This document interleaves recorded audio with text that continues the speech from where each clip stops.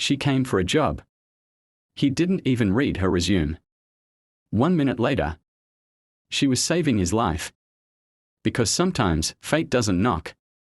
It crashes through the door. In a world where wealth speaks louder than worth, and names carry more weight than skills, one girl stood quietly, holding nothing but a folder. And a father's dream. She wasn't born to power. She wasn't handed privilege. But 1 minute was all it took to change everything. He was a man known for his power, for his wealth, for never giving second chances. CEO Sud, head of a billion-dollar tech company, sat behind a glass desk, cold, sharp, untouchable. And across from him stood Isa, holding a folder and a dream. Her hands trembled just slightly, but her eyes burned with quiet courage. Sir, I know I don't have a fancy degree, but I've worked hard, graduated with honors, and I'm ready to prove myself. Adnan barely looked up from her resume. Your father? He's the janitor here, isn't he? She nodded silently. This company doesn't run on sympathy. We need excellence, not emotional stories. He placed her resume aside. Didn't even read it. Her heart sank. She had waited months for this interview. Her father, for 15 years, had mopped the floors outside these very rooms, quietly dreaming that his daughter would someday sit inside them. But 1 minute ago, that dream was shattered. You may leave now, the CEO said without emotion. Isa stood, bowed politely, and walked out. She didn't cry. Not yet. She reached the glass exit. Then, thud. A loud crash. Gasps echoed. Phones dropped.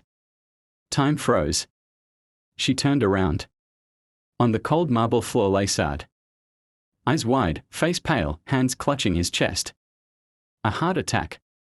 The receptionist screamed. The guards froze. But Isa ran. They didn't know. They didn't ask. But this janitor's daughter. She had once saved her father from a heart attack. She knew CPR. She knew emergency care. She didn't hesitate. She dropped to her knees beside the fallen CEO. Somebody call 911 now. She loosened his tie. Tilted his head. Chest compressions. Rhythm. Pressure. Control.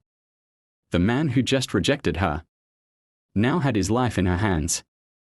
3 minutes later, paramedics arrived. Who gave him CPR? One asked. Everyone pointed. Her. The janitor's daughter. Sud woke up slowly. The doctor stood beside him. You're lucky. If that girl hadn't stepped in right away, you wouldn't be alive. Sud was silent. The memory was hazy. But her face, her voice, her courage, all flashed back. The same girl he turned away. Just 1 minute before. Fatima was called in by HR. Nervous. Unsure. Maybe they were blaming her. Maybe her father was being punished. But inside the room stood Sud. No longer cold. No longer untouchable. He stepped forward. I misjudged you, he said, voice low. You saved my life. And I didn't even give you a chance. He extended a hand. Welcome to the team, Assistant Project Manager Isa.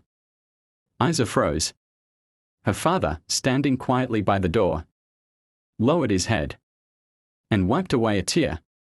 She walked in with a folder. She walked out with respect. Because just 1 minute ago she was rejected. But now, she was the reason he's alive.